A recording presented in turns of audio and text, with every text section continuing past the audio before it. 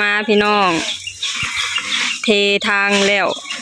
เททางผ่านบ้านแล้วมาเททางเขาเนาะพี่น้องวันนี้เนาะเททางเขาแบบที่นี่แต่ว่าทางเขาในบริเกี่ยวกับไอ้ชาวบ้านเด้อพี่น้องอันนี้คือเอ้ยน้องออกกันเองเบิดเนาะพี่น้องเนาะเอ้ยน้องออกกันเองแล้วก็เอ้ยน้องสวยกันเองเนาะพี่น้องเป็นทางเขาบ้านเพื่อนไม่หอมแล้วก็ทางไงของเอ้ยของน้องเพิ่นเนาะพี่น้องเนาะคือเป็นทางรวมของเอ้ยน้องเนาะพี่น้องเนาะตอนนี้กำลังเริ่มพากันเฮ็ดกำลังเริ่มเด้ออันนี้ก็คือแม่ว่าเอ้ยน้องเก็บเงินกันเองเนาะพี่น้องเก็บเงินกันเองซื้อแห่ซื้อทรายซื้อปูนเนาะพี่น้องเนาะเก็บเงินกันคนละ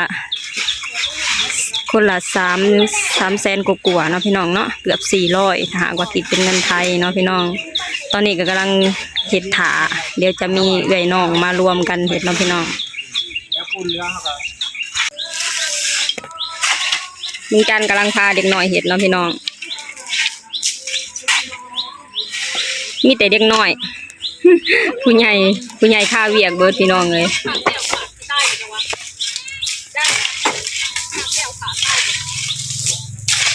เผาพุทธเจ้าเพื่อสิเมื่อ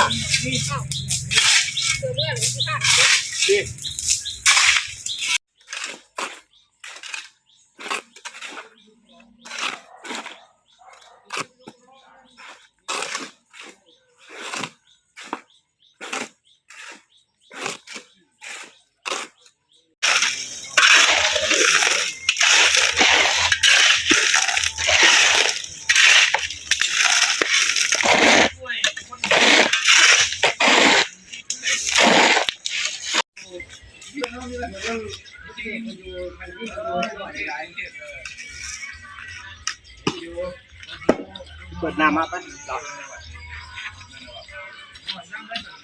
ยายให้เขาเปิดน้ำเนี่ย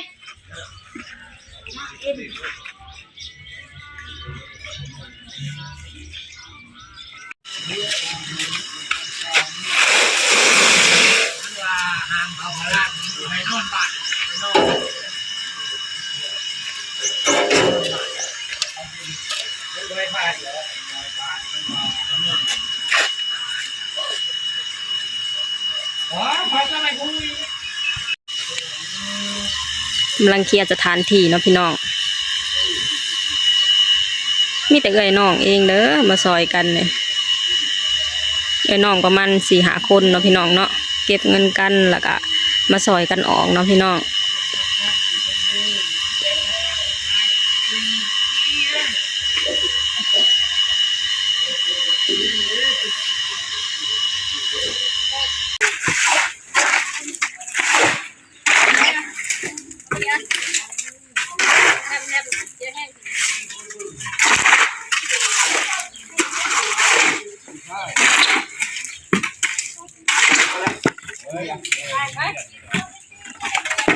ออกเลี้ยนเลยเลี้ยนมันสื่อเลยดูลุ่มพูนเอาสื่อเสามาเลยตามมันไปแล้วเอาไปหุ่นก้อนหุ่นเริ่มจากหุ่นมา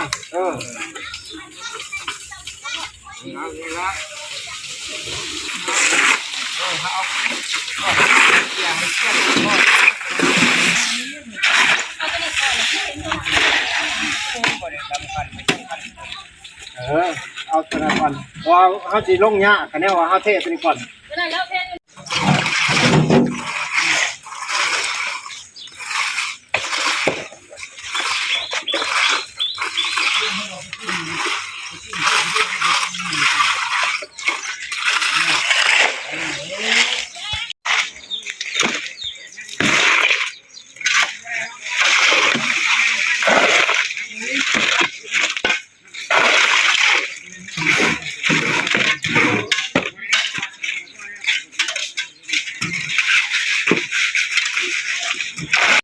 ไก่จะสำเร็จแล้ว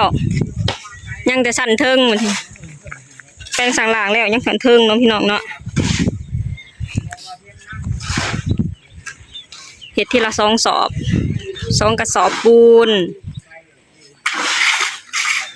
มือปั๊บเขากับมือผสมปูนใกล้จะสำเร็จแล้วเนาะพี่น้องการร่วมมือร่วมใจของญาติพี่น้องเนาะพี่น้องเนาะหนทางใหญ่ก็เป็นการร่วมมือร่วมใจของชาวบ้านพอมาหนทางนี่เป็นหนทางรวมระหว่างเอ้ยน้องเนาะพี่น้องเขาก็ออกกันเองเก็บกันเองแล้วก็เฮ็ดกันเองเนาะพี่น้องเนาะ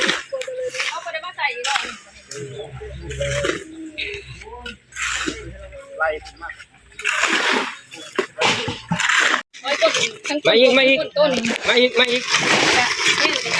พักไปเลยพัก อันนี้เอาปูนเทหนามันเนาะพี่น้องเนาะเพื่อให้มันเรียบ เอาลูกพูด มามันดีถอยหลังไปว้ายผู้สาวเนี่ยเนาะโอเคเอาปูนหลาดหนามันมาที่นี่มันจะได้เรียบถ้าหากบ่ปูนหลาดหนามันจะมีแต่หมักขี้หินเนาะพี่น้องเนาะ วันนี้ได้เขาถามเลยได้ ฮะ ถามตัวอีก อันนี้มือปั๊บของเราปั๊บปูนมันจะได้เรียบๆคะแนนบ่เอาปูนใส่มันก็จะเป็นเขอะขะจะมีแต่หมักขี้หินเนาะพี่น้อง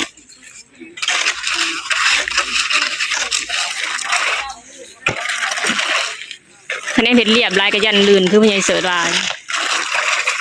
ยันลื่นต้มลื่นน้ำ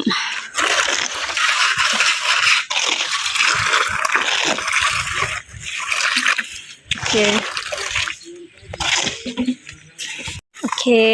แล้วล่ะพี่น้องสันลุมสิเทสันเทิงต่อเด้อบัดนี้แต่ว่าสิจงวักไอ้หม่องเล็กเนาะพี่น้องเนาะจงไว้บอนดึงประตูยันปิดประตูบ่ได้เนาะพี่น้อง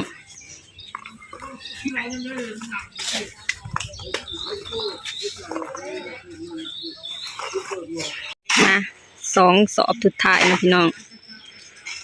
ใส่ปูนทั้งหมด4 สอบเด้อใส่ชั้นเทิงเนาะพี่น้องมาที่นี่ใส่ชั้นเทิงแล้วกะอันเสร็จอันเป็นอันเสร็จเรียบร้อยใส่มุงนี้เนาะพี่น้องเนาะตะบอนเล็กนี่จงไว้ปิดประตูใส่ชั้นเทิงพี่น้องใส่ชั้นเทิงจะใส่ประมาณนี้เนาะพี่น้องเนาะแล้วก็จงไว้ปิดประตูนำถ้าเอาใส่เบิร์ดเขาสิปิดประตูบ่ได้เนาะพี่น้อง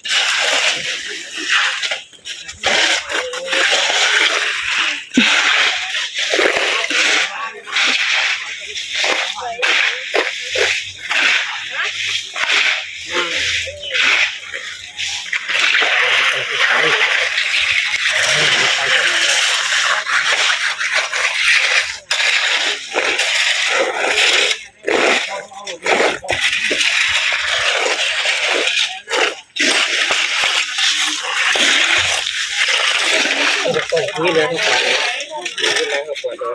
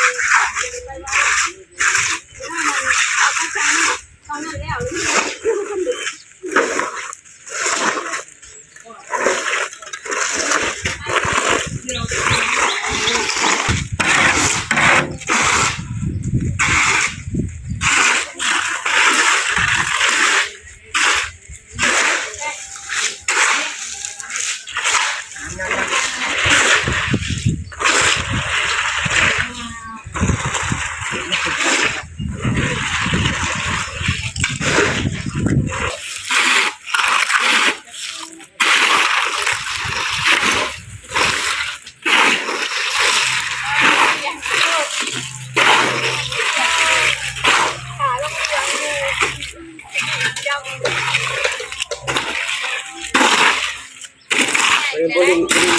ยินเนอะประมาณนี้บริยินเรายินรอบยังอันนี้เหลืองมันเ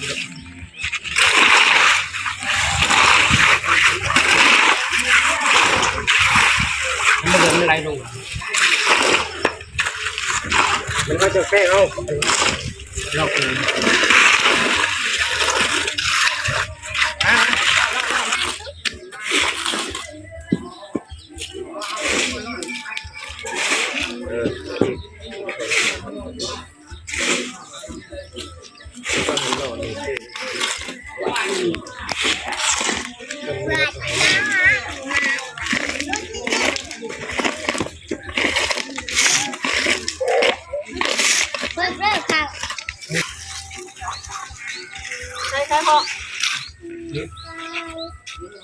ลงบ่ลงมันก่อนลง ต้องขอรู้ไปเดี๋ยวปักหมดลูกเล่นหัวลูก